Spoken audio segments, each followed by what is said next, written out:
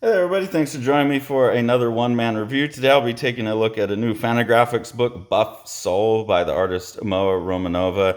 I've really enjoyed the past two Moa Romanova books that I've read.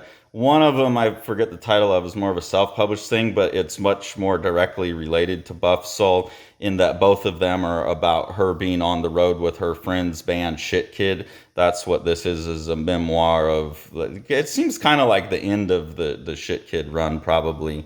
Whereas the other one seems like more the front end of it. And then Moa's other book out through Fantagraphics, Goblin Girl, I really quite enjoyed. And Goblin Girl was also a memoir, but of Moa's like kind of romantic fling with a celebrity in Sweden, or I think Norway is where they're from.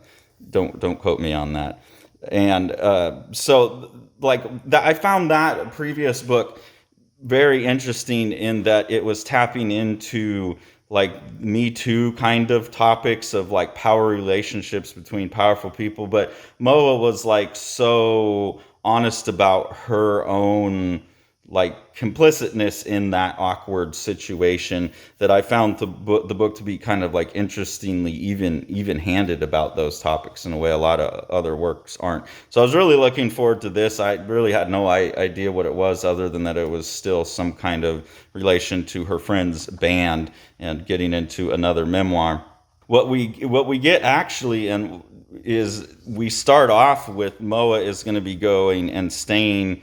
Moa and her friend are going to be going and staying with one of the guys from the band, the Melvins, which was mentioned in that previous book about the band. And in my review of that previous book, I said, "Oh man, as someone who's enjoyed the Melvins, fan of the Melvins, I would have loved to have like learned and seen more about those guys." So there's a lot more with them in the book as actual characters. Like you get to see Buzz, you get to see Dale, you get to see those guys as characters in the book.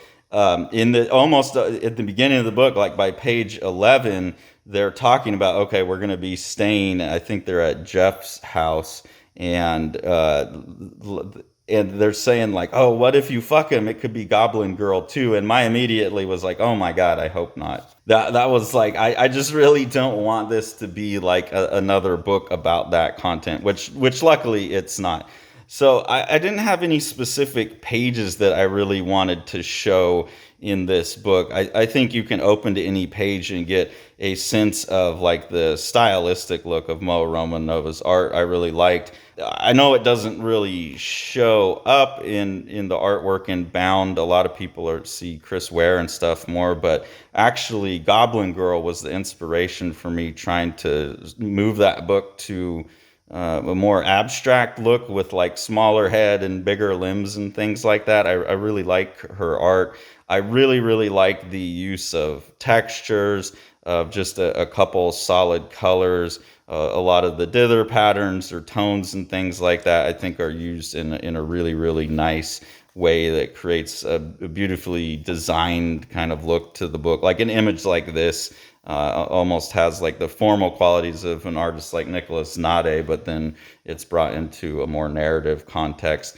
So yeah, just love the art throughout. I love that we get to, like I said, I'm not actually flipping to any pages that have any of the characters from. Oh, here we go. Here's I think this is Jeff from the Melvins that they're going to go stay with.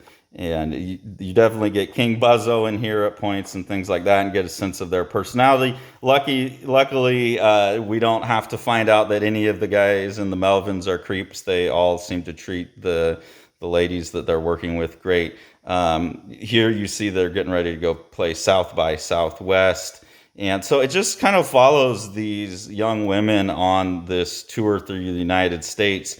And really, what it's showing is them kind of just making a series of bad decisions, them like doing drugs, and, these things that are like they're all having fun, they're being young, they're being rock stars, but by the end of the book, you can tell that it's kind of wearing them out, wearing them down. So it's another one of those ones that seems to be Moa's strategy of like I gotta admit, like the characters aren't likable characters as people. Like Moa herself, her friends in the band, all of that stuff, they just seem like early 20 something dirtbags living a thoughtless early 20 something dirtbag life where they're just thinking about themselves. They're kind of getting in fights with each other. They're being selfish. They're making a lot of like young party kid bad decisions and things. So it's just like reading it. It's like, man, these just aren't wise people. They're not people I really want to hear from. They're not people I want to spend a lot of time with. But I don't think Moa's ever like glamorizing that life either. She's just kind of saying like, this is what happened. This is what we did. And by the end of the book, like in this scene, they're falling down, they're hurting themselves, they're having a bad time. And by the end of the book, there seems to be some regret in there. I don't want to go through and spoil it. That kind of constant willingness to like advocate for like, yeah, you should be allowed to do all this. Like, people are people. They're going to be free. They're going to make mistakes, but then like we can self-reflect on it afterwards.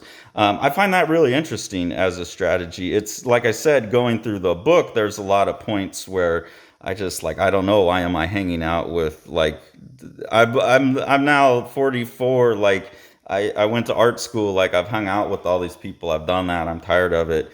It's not interesting to me anymore, and I don't want to spend more time with it by spending time in a book with people like that. But when it's so well illustrated, and then when it has this self-reflective quality to it, I think it's still a really powerful book that I'm glad I've read. Another thing that just kind of like confirmed a little bit of the vibes I was getting from the characters in the book is in the book the band Shit Kid is in the studio.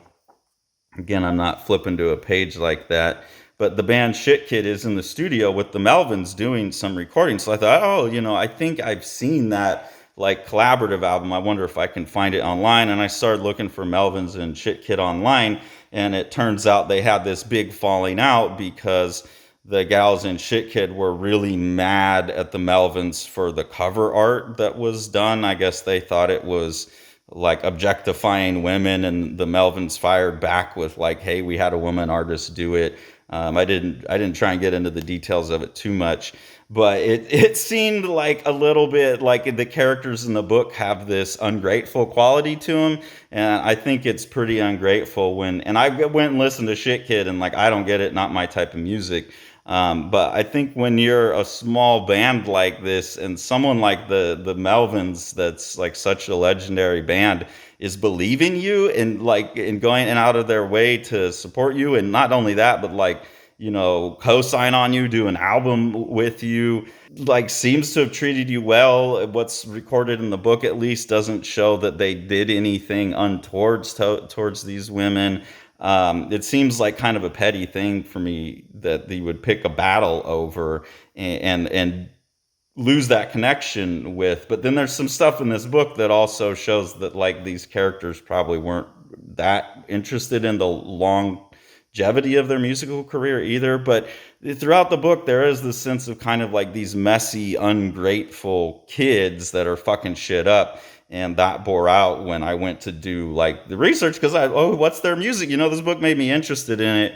And what I found online also, but besides the music itself, just not really liking it, but what I found online turned me off to the band itself even more, not to Moa Romanova's work.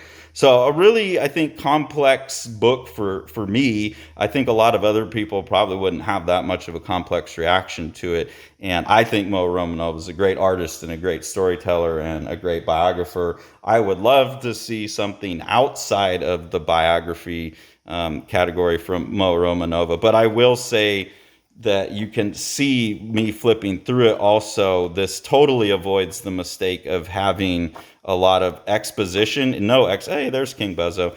There's no like exposition in captions or anything. It's all just conversation. So you could read this as just like, look, this is a piece of fiction that someone wrote.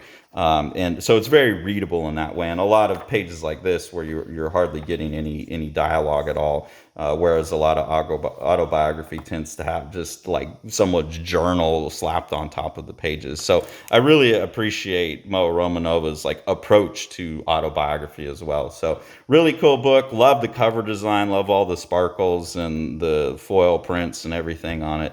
And then the printing on this nice shiny paper with the beautiful colors. It's a beautifully produced book and a compelling read, even if I found it personally a bit irritating. Make sure to like, smash that subscribe button, and ring that bell.